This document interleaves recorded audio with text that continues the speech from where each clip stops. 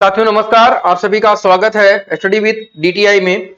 अगर आप इच्छा रखते हैं वेब पेज को बनाने में, या आप ओ लेवल के स्टूडेंट हैं, या बीसीए करते हैं, या एमसीए करते हैं, तो ये वीडियो आपके लिए होने वाली है इंपॉर्टेंट।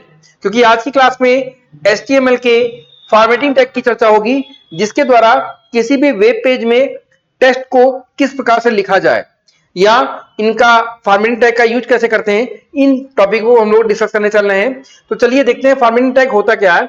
फॉर्मेटिंग टैग किसी भी वेब पेज पर किस प्रकार से दिखाई दे या इसको कहां पे सेट किया जाए, ये काम करता है। साथ ही साथ फॉर्मेटिंग टैग कई प्रकार के होते हैं, जिनमें bold, italic, strong, emphasis tag, mark tag, small, del, big, ये सारे टैग जो होते हैं वो आते हैं फॉर्मेटिंग टैग के अंतर्गत में। देखते हैं कि इन टैगों का यूज कैसे किया जाता है। तो चलिए आते हैं अपने सिस्टम के ब्राउजर पर, जहां पे हमें कोडिंग का यूज करना है। हम लोग आ गए हैं कोडिंग की विंडो पर। यहां पे देखिए हमारे पास दो प्लेटफॉर्म है। एक तो प्लेटफॉर्म ये है जिसपे हमें कोड का यूज करना है, और दूसरा प्लेटफॉर्म है जिसे हमें आउटपुट लेना है। तो ये हमारी आउटपुट की विंडो है। लेकिन देखिए यहाँ पे हम लोगों ने जो मैटर लिखा हुआ है वो दो लाइन में लिखा हुआ है, लेकिन हमें जो आउटपुट मिल रहा है वो सिंगल लाइन में मिल रहा है, एक ही लाइन में मिल रहा है। तो सबसे पहले यहाँ पे जानते हैं कि बीआर टैग क्या होता है। जब आप बीआर टैग लगा देंगे तो लाइन ऑटोमेटिक क्या हो जाएगी, ब्रेक हो जाएगी। जैसे मैंने यहाँ पे इसको रिफ्रेश किया तो देखेंगे आप कि यहाँ पे जहां पे मैंने बीआर टैग यूज किया है वहां से लाइन क्या हो गई है, ब्रेक हो गई है। तो बीआर टैग का यूज किसके लिए होता है, लाइन को ब्रेक करने के लिए। इसी प्रकार से अगर मैं इसके स्टार्टिंग में यहां पे लगा देता हूं बी टैग, और यहां पे क्लोज कर देते हैं लास्ट में बी टैग को, तो बी टैग का यूज होता है किसी भी लेटर को बोल्ड में डिस्प्ले करने के लिए। तो जब मैं इसको रिफ्रेश करूंगा तो देखिए ये जो लिखा हुआ है welcome to study with DTI, ये जो लेटर है थोड़ा सा क्या हो गया, बोल्ड हो गया।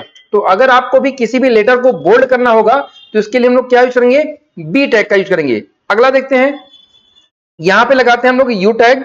यू का मतलब होता है अंडरलाइन, और यू टैग को यहां पे क्लोज भी कर देते हैं। ध्यान रखिएगा कि जब आप टैग को यूज करेंगे तो टैग को क्लोज करना भी कंपलसरी होगा, क्योंकि जिन टैगों को आप यूज क्लोज नहीं करेंगे वो पूरे विंडो पर आपको इफेक्ट देंगे।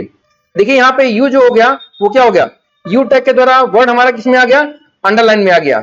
आगे चलते हैं हम लोग, आगे थोड़ा सा कुछ और वर्ड लिख लेते हैं। जैसे मैंने यहां लिख दिया। अब हम क्या करते हैं, यहां पे एक टैग का यूज करते हैं जिसे हम लोग बोलते हैं आई टैग। आई टैग क्या करेगा, आई टैग के द्वारा अंडरलाइन आएगी। क्या आएगी, अंडरलाइन आ जाएगी।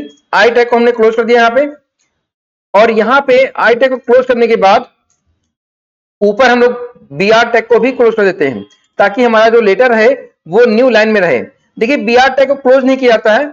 बीआर टैग जो होता है वो एक प्रकार से एम्प्टी टैग होता है, यानी कि सिंगल टैग होता है। तो देखिए यहाँ पे ये लेटर हमारा बोल्ड में है, ये अंडरलाइन में है, और इसके नीचे जो टैग लिखा हुआ है वो किस में है, ये टैग हमारा मैटर हमारा किस में है, इटैलिक में। अगले टॉपिक पे आते हैं हम लोग। जब हम यहाँ पे एक टैग यूज करते हैं जिसका नाम है स्ट्रॉन्ग, स्ट्रॉन्ग टैग का यूज किया गया, और लेटर मैंने लिखा, साथ ही साथ स्ट्रॉन्ग को क्लोज कर दिया। देखिए स्ट्रॉन्ग टैग क्या हो गया, क्लोज कर दिया गया। और यहां पे भी यूज कर लेते हैं बीआर टैग।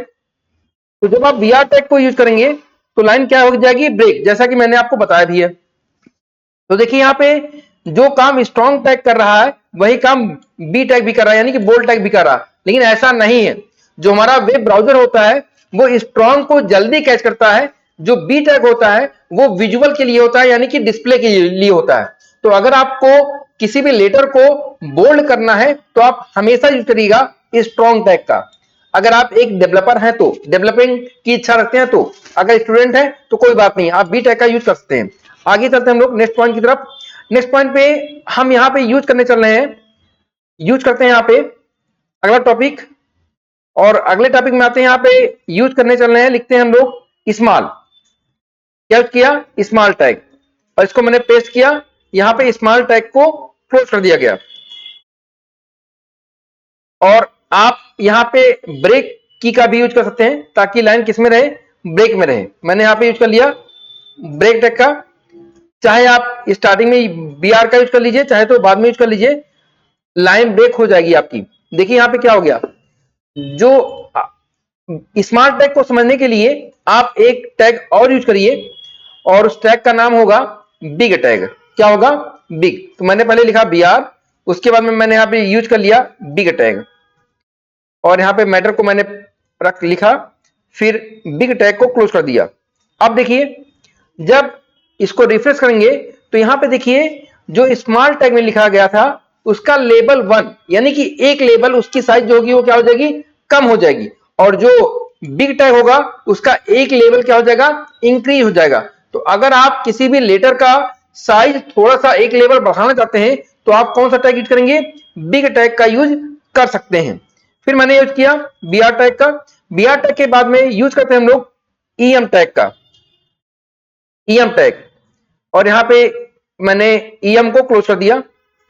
अब समझते हैं em के विषय में, और यहां पे मैंने रिफ्रेश किया। देखिए em टैग जो होगा वही काम कर रहा है हमारा इटैलिक टैग। यहां पे देखा होगा जो हम लोगों ने यूज किया यहाँ पे आई टैग, तो आई टैग और em टैग डिस्प्ले जो हो रहा है वो सेम जैसा हो रहा है, लेकिन ऐसा नहीं है। ब्राउजर जो हमारा कैच करता है वो किसको कैच करता है, em टैग को।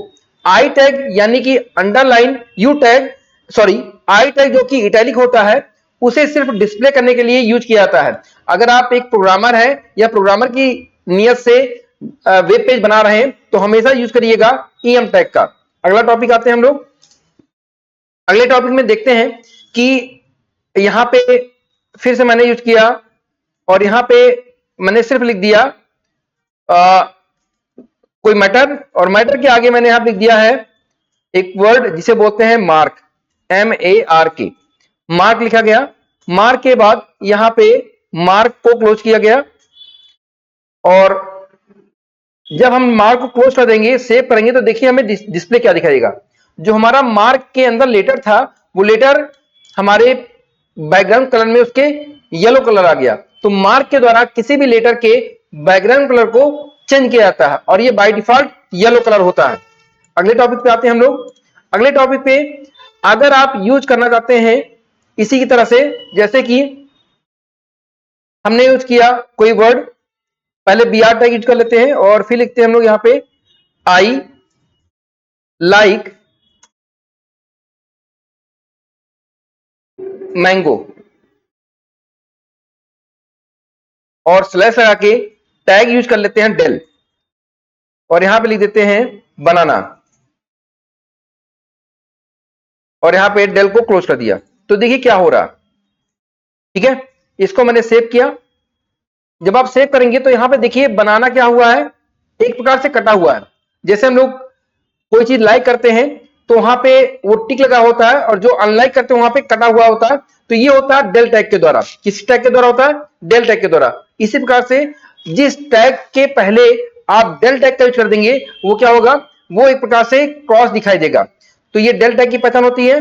साथियों हम लोगों ने देखा कि बी टैग का यूज किस प्रकार से करते हैं, यू टैग का यूज कैसे करते हैं, आई टैग का यूज कैसे करते हैं, स्ट्रॉन्ग टैग का यूज कैसे करते हैं, स्मॉल टैग क्या होता है, बिग टैग क्या होता है, em टैग क्या होता है। साथ ही साथ ब्रेक का यूज देखा गया, और बाद में देखा गया मार्क टैग क्या होता है, और देखा गया कि डेल टैग कैसे यूज करते हैं। तो मिलते हैं हम लोग नेक्स्ट वीडियो में। अगर आपको वीडियो पसंद आई हो तो जरूर आप इस वीडियो को लाइक कर दीजिएगा और साथ ही साथ अपने दोस्तों के पास शेयर कर दीजिएगा। नेक्स्ट वीडियो में और भी इंपॉर्टेंट टॉपिक डिस्कस करेंगे। तब तक के लिए दीजिए इजाजत, नमस्कार।